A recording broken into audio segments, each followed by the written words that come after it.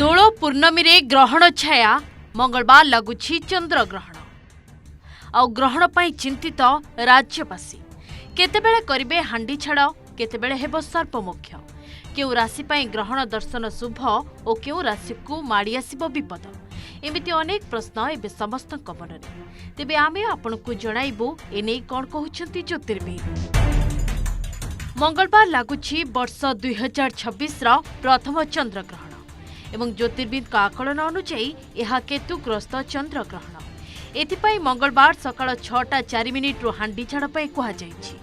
ସକାଳୁ ହାଣ୍ଡି ଛାଡ଼ ନେଇ ଜ୍ୟୋତିର୍ବିଦ କହୁଥିବା ବେଳେ ଅପରାହ୍ନ 3:20 17 ସେକେଣ୍ଡରେ ଗ୍ରହଣ ସ୍ପର୍ଶ ଆରମ୍ଭ ହେବ। ପୂର୍ଣ୍ଣ ଗ୍ରହଣ ଗ୍ରାସ ଅବଧି 56 ମିନିଟ୍ 6 ସେକେଣ୍ଡ ରହିଛି। ପରେ ସନ୍ଧ୍ୟା 6:47ରେ ହେବ ଗ୍ରହଣ ସର୍ବମୋକ୍ଷ। ଚଳିତ ଥର ହାଣ୍ଡି ଛାଡ଼ ଅବଧି ପ୍ରାୟ 13 ଘଣ୍ଟାରୁ ଅଧିକ ରହିଛି। ଏବେ ଆପଣଙ୍କ ମନରେ ପ୍ରଶ୍ନ ଆସୁଥିବ କି ଗ୍ରହଣ ଦର୍ଶନ କେଉଁ ରାଶିମାନଙ୍କ ପାଇଁ ଶୁଭ ଓ କାହା ପାଇଁ ଅଶୁଭ। ଜ୍ୟୋତିର୍ବିଦଙ୍କ ମତ ଅନୁସାରେ ମେଷ, ମିଥୁନ, ସିଂହ, ବିଛା, ତୁଳା, ଧନୁ, ମୀନ ରାଶିର ବ୍ୟକ୍ତିବିଶେଷଙ୍କ ପାଇଁ ଗ୍ରହଣ ଦର୍ଶନ ଅତି ଶୁଭ। ମକର, ବୃଷ, କର୍କଟ, କନ୍ୟା ରାଶି ପାଇଁ ଗ୍ରହଣ ଦର୍ଶନ ମହାବିପଦ ବୋଲି କୁହାଯାଉଛି। मोटामोटी भाव में 12टी राशि भितर गोटे है वृष राशि, गोटे हूँ कर्कट राशि, गोटे हूँ कन्या राशि, आउ गोटे हूँ मकर राशि। यही 4 गोटी राशि भितर कर्कट राशि जति लोक आवश्यकता अनुसार काम करें कि सतर्क रही भल। तथापि मोटामोटी भाव 3टी राशि गोटे है वृष, गोटे है कन्या, गोटे हूँ मकर, एम चंद्र ग्रहण दर्शन संपूर्ण भाव अशुभत्व। आ बाकी जो राशि मैंने रहीगले से मेष राशि, गोटे है मिथुन राशि, गोटे हूँ सिंह राशि, गोटे है आपणकर जोटा कि बिछा राशि, तुला राशि, धनु राशि, गोटे हूँ मीन राशि, एम चंद्र दर्शन अत्यंत शुभदायक। तेणु चंद्र ग्रहण समय 13 घंटा पालन करने कौन आवश्यकता ना। 9 घंटा पूर्व पाक त्याग करूँ और चंद्र सर्वमुख्य है आप देखते चंद्र लगुच ग्रहण लगुच दिन 3:20 समय आप 3:20 पूर्व ठीक 9 घंटा पूर्व पाक अन्न व्यंजन आदि संपूर्ण जोटा प्रस्तुत बंद करेंगे। किंतु खाद्य खायापी शास्त्र मना करना। जदि आप खाऊँच ताहले आपण निहायती लाइट्स फूड जोटा हल्का फुल्का खाद्य टिके खाआंतु। ओडिशा समेत पश्चिमबंग, मिजोराम, नागालैंड, मणिपुर, आसाम और अरुणाचल प्रदेशर उत्तर पूर्व अंचल में चंद्रग्रहण दृश्यमान हेब। मंगलवार सकाळ 6:20 घातकाल आरंभ होता बेले संध्या 6:46 घातकाल शेष हेब। प्राय 12 घंटा पर्यंत घातकाल रहिब।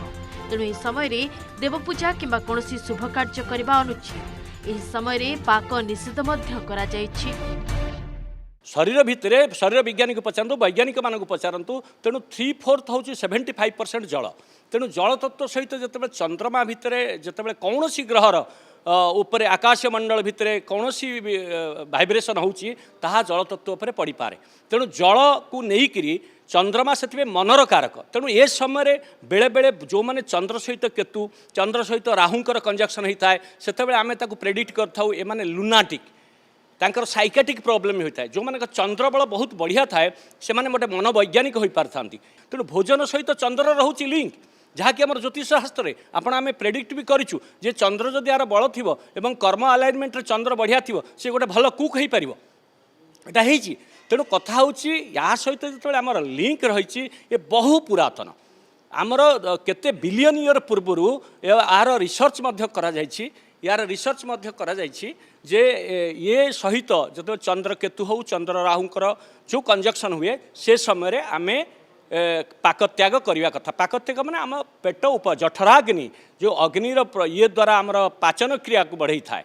तेणु से आमर भी एबे भी विज्ञान ताकू मानुची किंतु केतेक स्वयं विज्ञानी मान्य अज्ञान हेतुवादी अच्छा जो मैंने ताकू मानु नाहांती से माने कहते आम खाऊँ खाइबार किसी ना। महापुरुष मध्य लिखिले कहले भयंकर युद्ध हेब, भयंकर युद्ध हेब, देश देश मध्य गोल होई बोलो जाई फूल, এই কথাটি অଟଇ ধ্ରୁବ ଅନେକ କହୁଛନ୍ତି ଗ୍ରହଣ ଆଉ ପରାଗର ପ୍ରଭାବ ନାହିଁ କିନ୍ତୁ ଦେଖନ୍ତୁ ଆପଣଙ୍କର ଗ୍ରହଣରେ ଯେତେବେଳେ ସମୁଦ୍ର ଜଳକୁ ଆପଣ ଅନେଇବେ କେତେବେଳେ ଭଟ୍ଟା ଆଉ କେତେବେଳେ ଅମାବାସ୍ୟା ଆପଣମାନେ ଦେଖିବେ ଯେ ପୂର୍ଣ୍ଣମୀରେ ଫୁଲିଯିବା ଅମାବାସ୍ୟାରେ ଭଟ୍ଟା ପଡ଼ିବା ତେଣୁ ଯେହେତୁ ଚନ୍ଦ୍ରର ପ୍ରଭାବ ରହିଛି ତେଣୁ ଏହି ଚନ୍ଦ୍ରଗ୍ରହଣ ସମୟରେ ଯଦି ଯୁଦ୍ଧ ପରିସ୍ଥିତି ଉପୁଜେ ଏହା ବହୁ ଭୟଙ୍କର ମଧ୍ୟ ହୁଏ ତା ସହିତ ମଧ୍ୟ ମହାପୁରୁଷ ଲେଖିଛନ୍ତି ଏ ଯୁଦ୍ଧ ଥମିବା ବଡ଼ କଷ୍ଟକର ମଧ୍ୟ ହେବ ଯାହାଦ୍ୱାରା ଅନେକ ପ୍ରାଣବଳି ଯିବ ତେଣୁ ନିଶ୍ଚିନ୍ତ ଭାବରେ ଏ ସମୟ ଆସିଛି ମଧ୍ୟ ଯେଉଁଠି ବିଶ୍ୱ ଶାନ୍ତି ପାଇଁ ଆମମାନେ ପ୍ରାର୍ଥନା କରିବାର ଆବଶ୍ୟକତା ଅଛି ତ ସହିତ ମଧ୍ୟ ଅନେକ ଯୁଦ୍ଧରେ ମଧ୍ୟ ବିଭୀଷିକା ଅନେକ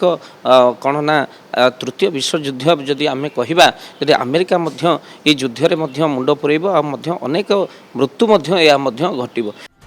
ବ୍ୟୁରୋ ରିପୋର୍ଟ ଓଡ଼ିଶା।